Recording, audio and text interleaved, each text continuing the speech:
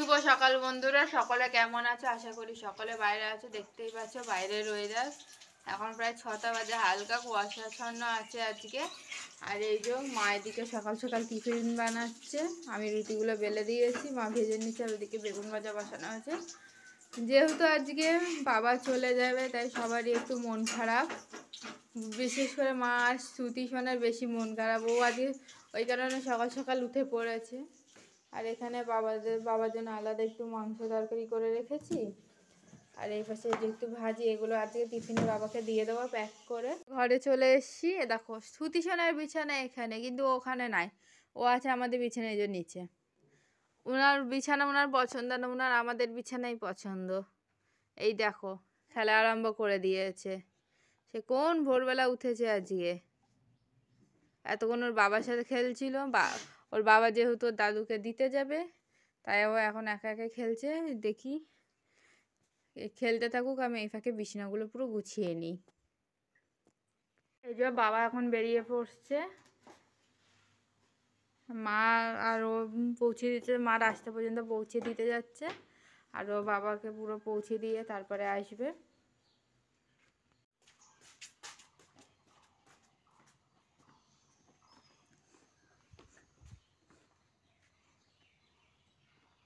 এই যে বাবাকে রাস্তা পর্যন্ত পৌঁছে দিয়ে এলো, গাড়িতে বাবা উঠে গেছে। আর এই যে কাপড়ের ইয়ে দেখো আমাদের, কত দিনকার মনে হচ্ছে কাপড়, সমস্ত কিছু বাবার কাপড়। এই এখন মা সারা শীতকালে আমাদের ঘরদূর দেখার অবস্থা থাকে না, একটা রুম বাবাকে দেওয়া থাকে, যত রাজ্যের কাপড় সব ওই বাবার রুমেই থাকে। আর এই যে মা এখন কাপড়গুলো ভিজিয়ে নেবে। তোমরা আমাদের সঙ্গে থাকো, ভালো লাগছে না বুঝেছ? চেষ্টা করছি লোকটাকে বাড়ি রাখার, সারা জীবন বাইরে থেকে থেকে আর ভালো লাগে না। এখন আমাদের দুজনের অনেক বয়স হয়ে গেছে, এখন আর এরকম ছেড়ে ছেড়ে থাকতে আমাদের আর ভালো লাগে না। কি করবো, বাঁচবার জন্য থাকো দরকার, তাই জন্য ইউটিউবটা খুলেছি। তোমরা যদি আমাদের পাশে থাকো অবশ্যই কিছু করতে পারবো, তাকে বাড়িতে রাখতে পারবো। তোমরা আমাদের পাশে থেকো, আমাদের ডেইলি লাইফ, আমাদের কিচেন। তোমরা যদি পাশে না থাকো, আমরা ওই বয়স্ক মানুষটা, ছেলে সেইভাবে এখনো কাজে দাঁড়াতে পারেনি, কাজ করতে পারেনি, সেইভাবে চেষ্টা করছে ছেলেও যাতে বাবাকে রাখতে পারে, কিন্তু হচ্ছে না সেইভাবে। তোমরা পাশে থেকো, যদি কিছু করতে পারি আমরা, তাহলে আমাদের ওই লোকটা, বয়স্ক লোকটাকে, আমাদের ওর বাবাকে বাড়িতে রাখতে পারবো আশা করি। আর মায়ের দিকে এখন কাপড়গুলো ভিজিয়ে নিই। আর এই যে চলো আমি রান্নাঘরে চলে এসেছি, পেঁয়াজ কুচিয়ে নিয়েছি, রান্না বসাবো, যেহেতু এখানে ভাত গরম বসিয়ে দিয়েছিলাম। আর তোমার প্রেশার কুকারে ডাল করে নিয়েছি, যেহেতু আজকে সবজি ডাল করবো, আজকে এমন কিচ্ছু বিশেষ রান্না হবে না, ডাল আর একটু অল্প মাংস ছিল, বাবাকে যেহেতু কালকে দেওয়া হয়েছিল সকালবেলা রান্না করে। আর তোমার এই বাকি মাংসটা আজকে আমাদের জন্য করা হবে, ব্যাস আজকে এইটুকুই রান্না আমাদের।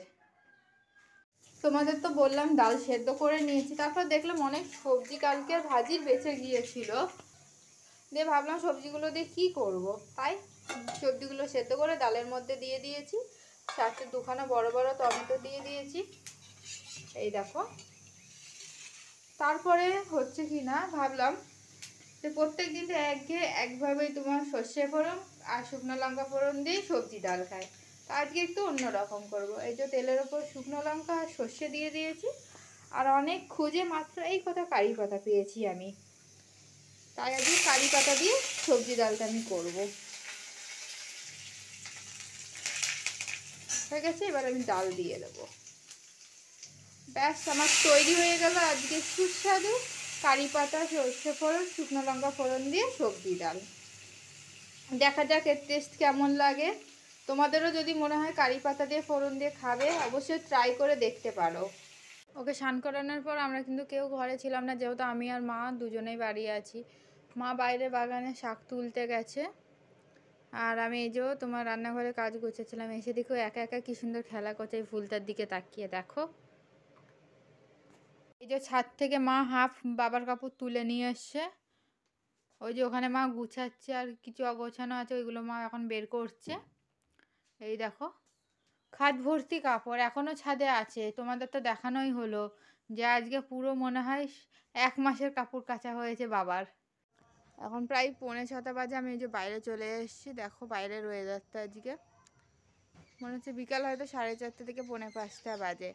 আর কিন্তু দুপুরবেলা এমন হয়েছিল আমি আর ভিডিওই করতে পারলাম না, উপরে গিয়ে তোমাদের বললাম দেখাবো যে দেখো ওপরে কত ছাদে জামা কাপড় আছে, যেহেতু আজকে প্রায় 3 বালতির ওপরে আমাদের জামা কাপড় ধোয়া হয়েছে, কিন্তু এত মেঘ করেছিল আর ভিডিওই করতে পারিনি। কিন্তু এখনকার ওয়েদার দেখো, তার 1-2 ঘন্টা পরে ওয়েদার পুরো চেঞ্জ হয়ে গেছে।